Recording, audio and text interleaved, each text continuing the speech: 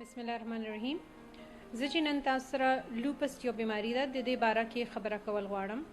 د دې مریضان دلته ډیر زیات راځي، خو مسله دا ده چې دا بیماری زمونږ پاکستان کې خاص طور باندې صوبه سرحد کې ډیر زیات دی او ډیر عام دی. خو اکثر چې مریض راشي ما نه تپوس کوي زما بیماری څه ده، نو زه ورته مجبوري نه وایم چې د دې بیماری فی الحال اردو کې یا پښتو کې نوم هم نشته.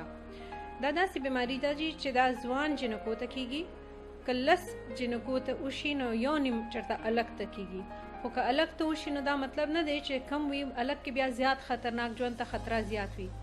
د دې بیماری نشانیان ډیر زیات دي او هر مریض کې بیل بیل کمبینیشنز کې دغه تکلیفونه کیږي. خو عام طور باندې خوله پخې ده، سرمن باندې داغونه، سر ویښته غورځېدل، لږ نواله بالکل سر گنجه کېدل، مخ باندې او خاص قسم داغونه وي چې کوم ته وایي بټرفلای ریش، تاسو تصویرونه به یې ګورئ.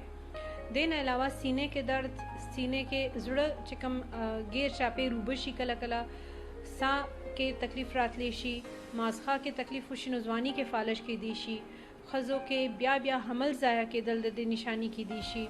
دین علاوه ګردې فیل شي او وینه، هر درې قسم وینه وي انسان وجود کې، نو درې وانه دونه کم شي چې وینه خېجول یا ژوند ته خطره دې سره کېږي.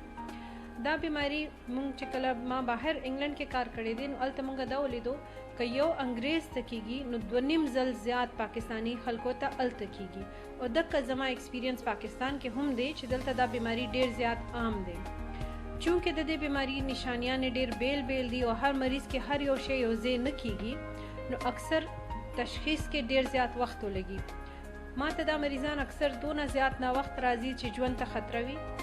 ای خالی یو دارو چې کم پکاري ژوند بچ کولو لپاره هغه تقریبا 3.5 لک خرچه وي او زمونږ پاکستان کې غریبي ده، دا دارو انتظام کول مریض لپاره هم ګران وي. کله کله مونږه کوشش وکړو خو مریضان تقریبا هر هفته یو جنې یا الګ دلته هسپتال کې داخليږي او هغه بیا لکه ژوند بیا پاتې نشي. نو دا ډیر زیات افسوسناک خبره ده.